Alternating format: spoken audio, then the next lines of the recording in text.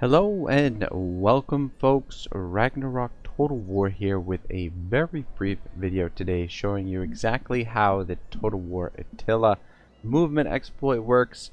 This is essentially the exact same movement exploit that exists currently in Warhammer and Warhammer 2, which has already been covered by Legend of Total War. I just sort of stumbled upon this in Attila, but yeah, it's essentially the exact same movement exploit. So yeah, let's just get right into it. So we've got two armies. I just loaded up a fresh Western Roman campaign. We've got two armies here. Now, if we do our regular movement and transfer these units over,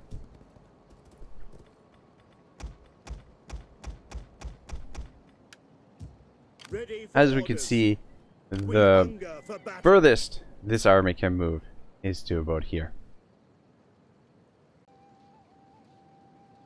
However, if we want to take advantage of our maximum movement via the movement exploit, what we want to do, move this force, and we're going to put them into fortified stance. So that brings everyone's movement down to 0. Now what we want to do, put this army in forced march rather than regular march, and transfer all of these units over to this army.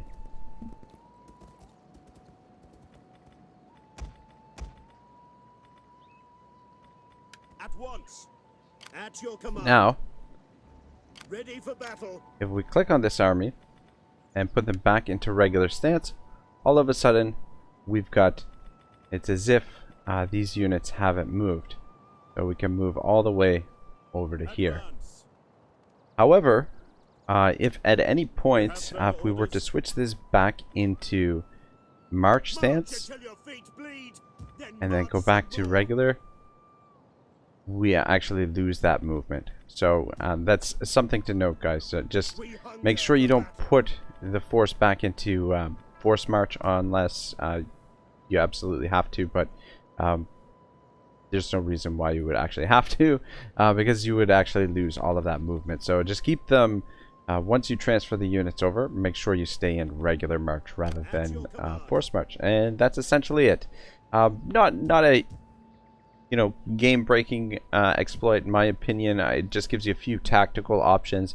Now I do realize that a lot of people out there may or may not want to use this sort of thing, but it's there for you if you find yourself in a bind. It does have definitely limitations, especially in Warhammer where you have supply lines. Each additional army costs you a lot more to have, but in a game like Attila early on, I feel like it could definitely open up some strategic options by having a few spear generals positioned strategically where you can just quickly transfer troops over and cover a little bit more ground to either defend or make attacks where the enemy isn't expecting you. And then if you want to see Legend's explanation of this for Warhammer, I'll leave a link for you in the description. I just wanted to note for you folks as well that there is an additional limitation when you are using this exploit in Warhammer 2, and I'll show you guys that right now. So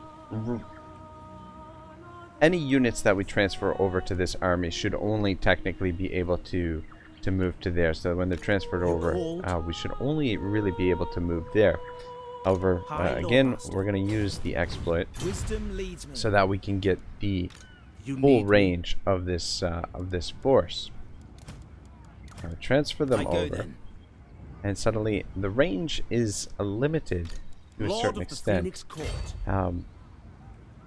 It's not as far as what it should have been.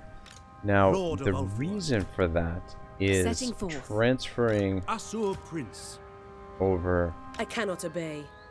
the agents. I'll just get you out of the army. Can I offer and assistance? there we go. We've got the full movement. So there's certain situations when you transfer over the agents, and it'll actually limit your movement quite a bit more than it limited the movement here.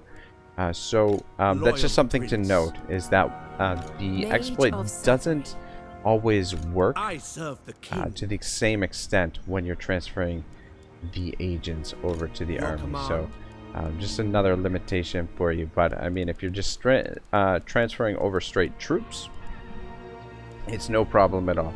You get the full range of the exploit. And yeah, I don't know, just something there for you guys to increase your strategic options, get you out of a bit of a bind.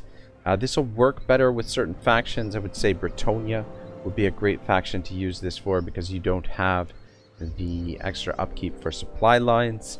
Another really, some of the other factions, any of the factions that have additional movement stances, like the dwarves, beastmen,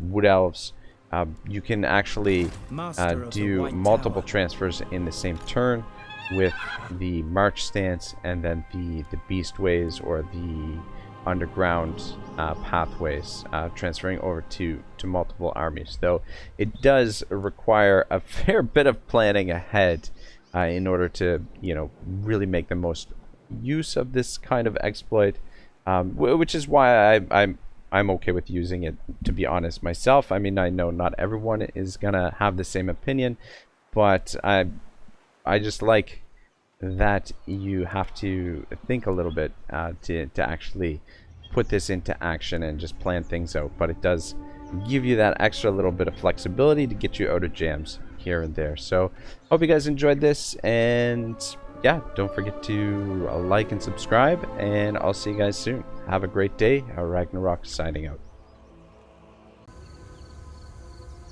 Guys, I nearly forgot.